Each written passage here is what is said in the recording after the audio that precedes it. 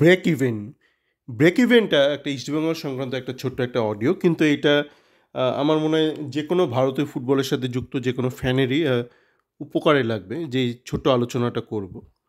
তো আজকে যেরকম টুইটার ফিড আসে না, ওখানে একটা ফিড এসেছিল যে একজন একটা লিখেছিল যে জামশেদপুর এফসির মানে ওদের একটা ব্রেক ইভেনের মতন হয়ে গেছে। তো আমি ওই ফিডটাকে মানে খুলে দেখি ওখানে যে মানে ছবিটা রয়েছে ওখানে এটিকে মোহনবাগান এসব লেখা রয়েছে। মানে সুপার জায়েন্টের যে প্যারেন্ট কোম্পানি রয়েছে বা লিগ্যাল কোম্পানি, সেইটার নামে এটিকে মোহনবাগানই রয়েছে।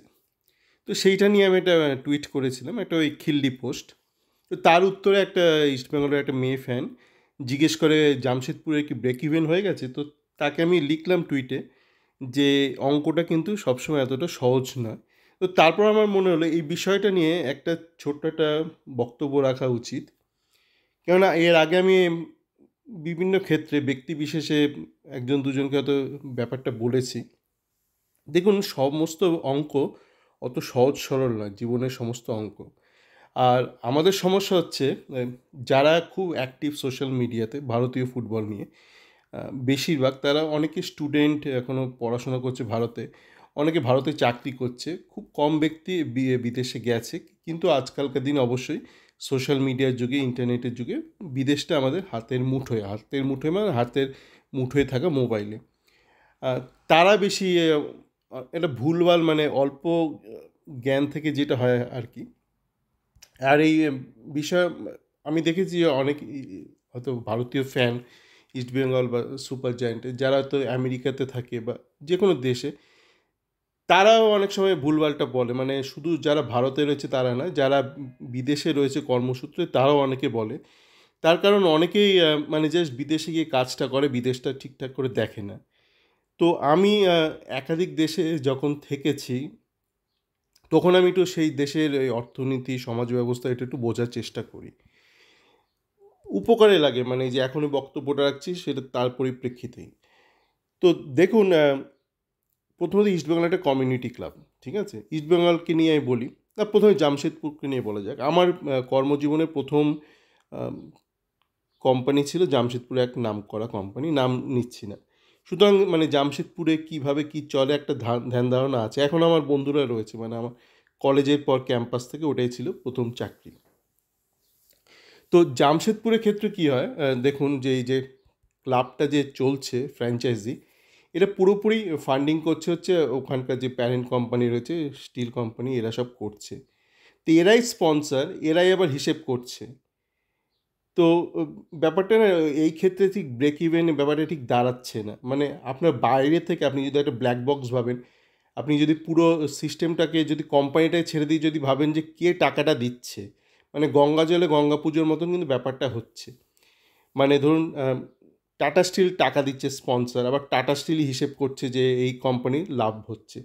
কিন্তু টাকাটা কিন্তু টাটা স্টিলই দিচ্ছে। আপনি পিগি ব্যাংকের মতন আছে না, ওই বাচ্চাদেরকে মা টাকা দেয়, দিয়ে বলে কত লাভ করলি, মানে মার টাকা দিয়ে বা বাচ্চা আবার সেই মায়ের দেওয়ার টাকা, জমানো টাকা দিয়ে মাকে গিফট দেয়, বলে মা এটা আমার উপার্জনের টাকা, এরকম। মানে বেসিক্যালি ওই সিস্টেমের মধ্যেই টাকাটা কিন্তু ঘুরফের করছে, মানে বাইরে থেকে টাকা আসছে না। যদি ধরুন এই টাটা যে ইকোসিস্টেমটা আছে তার বাইরে থেকে টাকা আসতো, সেইটা সেই অর্থে আয় ধরা হতো। কিন্তু এর টাটাই নিজেকে টাকা দিচ্ছে, আবার নিজে হিসেব করে বলছে এটা আমার আয় হলো, এই কোম্পানিটার আয়। তো সেই ক্ষেত্রে ব্যাপারটা কিন্তু ঠিক দাঁড়াচ্ছে না। এবার বিদেশি ক্লাবের ক্ষেত্রে কী হয় একটু বোঝা দরকার। মানে দুমদাম করে মানে টুকে দিলাম, মানে আমার কলেজে এরকম হতো অনেক সময়। ড্রয়িংয়ে ধরুন কেউ টুকছে, সে সে টোকার সাথে সাথে, কাটা মারার সাথে সাথে তার নাম, রোল নাম্বার অনেকে টুকে নিত, তারপর আবার মোছামুছি করতো। তো ধরুন বিদেশি ক্লাবের ক্ষেত্রে, ধরুন আপনি একজন ইনভেস্টর, ঠিক আছে? আপনার বাপের অনেক টাকা আছে, একটা ধরুন আপনার 100 কোটি টাকা আছে, আপনি 100 কোটি টাকা কোনো একটা ইংল্যান্ডে একটা কোনো ক্লাবে লাগালেন। লাগিয়ে এবার আপনি ধরুন লস খাচ্ছেন, আপনার টাকা উঠছে না। তারপর ধরুন 10 বছর বাদে আপনি লাভের মুখ দেখতে শুরু করলেন। মানে এইটাই খুব সিম্পল সিস্টেম আর কি। ইকোসিস্টেমে আপনি 100 কোটি লাগিয়েছেন, প্রত্যেক বছর আরও ধরুন লাগাচ্ছেন টাকা, আরও 10 কোটি 10 কোটি। ব্যাপারটা যে অঙ্কের খাতিরে বলছি, করতে করতে আপনি একটা হিসেব করছেন ইন্টারেস্ট ফিন্টারেস্ট ধরে, বাইরে থেকে আপনি এটা ওটা স্পন্সর ধরে আনছেন বা টিভি রাইটস থেকে টাকা পাচ্ছেন। করে ঠোরে আপনি দেখলেন 10 বছর বাদে আপনি টোটাল যা ব্যয় করেছেন, প্রাথমিক ইনভেস্টমেন্ট প্লাস 10 বছর ইনভেস্টমেন্ট, তার সাথে ইন্টারেস্ট, ট্যাক্স ফ্যাক্স এগুলো ধরে ঠরে, তাতে করে আপনি এবার লাভের মুখ দেখতে শুরু করেছেন। তো সেইটা একটা থিওরিটিক্যাল সিচুয়েশন, সেইটা কিন্তু আমরা ধরে ধরে সব ক্ষেত্রে টুকে দিতে পারি না। যেমন ইস্টবেঙ্গলের ক্ষেত্রে, ইস্টবেঙ্গল একটা কমিউনিটি ক্লাব, ঠিক আছে? এবার ইস্টবেঙ্গলের ক্ষেত্রে ধরুন টাকাটা দিচ্ছে, ধরুন এই ক্ষেত্রে ইমামি টাকা দিচ্ছে বা আপনার এই সাচি টাকা দিচ্ছে। এবার আপনি বলতে পারেন যে কোম্পানিটা আয়ের সূত্র কী? এখানে একটি ইমামি নিজে টাকা দিচ্ছে, এবং টাটা টাকা দিচ্ছে। এখানে কোম্পানিটার মালিক ইমামি, আবার ইমামি বিভিন্ন যে ডিভিশন তারা টাকা দিচ্ছে। সুতরাং এখানে আপনি কি এটা আয় হিসেবে সেইভাবে ধরবেন, মানে নাকি ইমামি নিজের ইকোসিস্টেমে টাকাটা আসছে? আবার যে টাকাটা আসছে সেটা দেখুন, সেটা হিসেব করা একটু কঠিন। তো ইমামি নিজে স্পন্সর হচ্ছে, মানে নিজে ব্র্যান্ডিং হচ্ছে নিজের বিভিন্ন প্রোডাক্টের। তো সেই ব্র্যান্ডিং আপনি বলতে পারেন এর মূল্য কী? ধরুন একটা অমিতাভ বচ্চনকে দিয়ে ব্র্যান্ডিং করালো বা কাউকে দিয়ে ব্র্যান্ডিং করালো, তার জন্য একটা একটা খরচ হতো। তো ইস্টবেঙ্গলের থ্রু দিয়ে সেই খরচটা কিন্তু উঠে আসছে, মানে আপনার ব্র্যান্ড এন্ডোর্সমেন্টের যে কস্ট সেটা উঠে আসছে, ঠিক আছে? তাছাড়াও এই যে মুখ্যমন্ত্রীর সাথে যে একটা অ্যালাইনমেন্ট করে যে ইনভেস্টমেন্ট হলো, তার ফলস্বরূপ বিভিন্ন ক্ষেত্রে ধরুন এরা সরকারি প্রকল্পের সুযোগ সুবিধা পাচ্ছে। হ্যাঁ, ধরুন 19-20 কেস, যেখানে 19-20, সেখানে যেহেতু ইমামি বা সাচি হয়তো মুখ্যমন্ত্রীর কথা শুনে ইনভেস্ট করছে, তো সেখানে তারা প্রায়োরিটিটা পাচ্ছে, যেখানে 19-20 কেস। তো সেখানে সেই প্রজেক্টটা তারা পেতো না যদি তার ইস্টবেঙ্গলে টাকাটা না ঢালতো। তো সেই হিসাবটা কে করবে?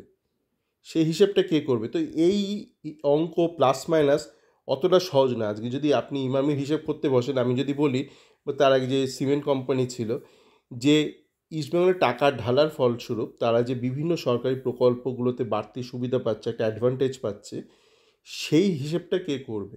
সেই হিসেবটা তো আপনার সহজ অঙ্কে ওই ব্যালেন্স শিটে আসবে না। ওই যে প্লাস মাইনাস করবেন, তো আপনার মনে হবে যে মানে ব্রেক ইভেন হলো কি হলো না।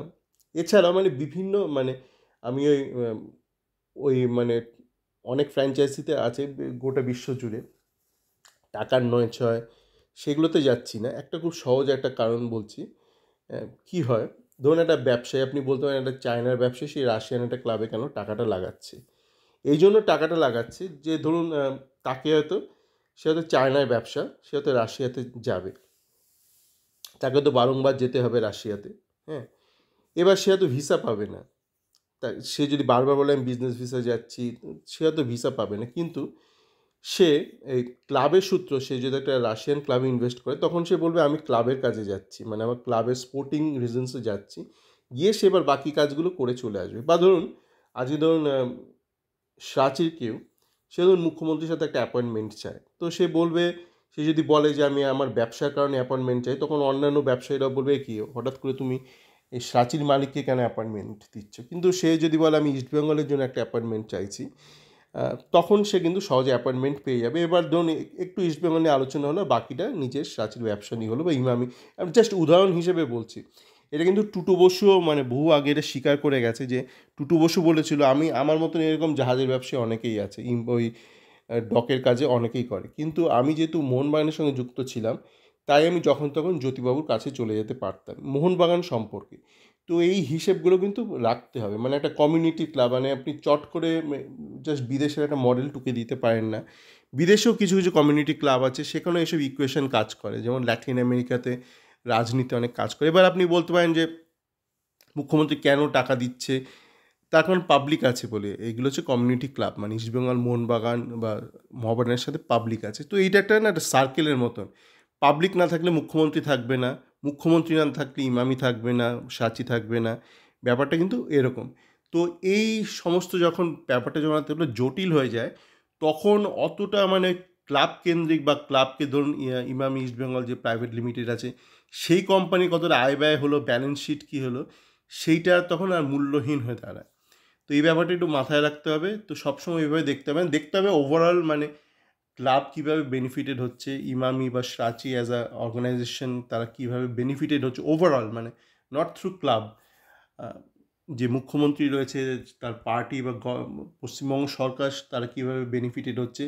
অ্যাজ লং অ্যাজ সবাই ভালো আছে, তো বুঝবেন ইটস এ হেলদি রিলেশনশিপ এবং ইটস ওয়ার্কিং, ঠিক আছে? তো এতটুকুই বলার ছিল। সকলে ভালো থাকবেন।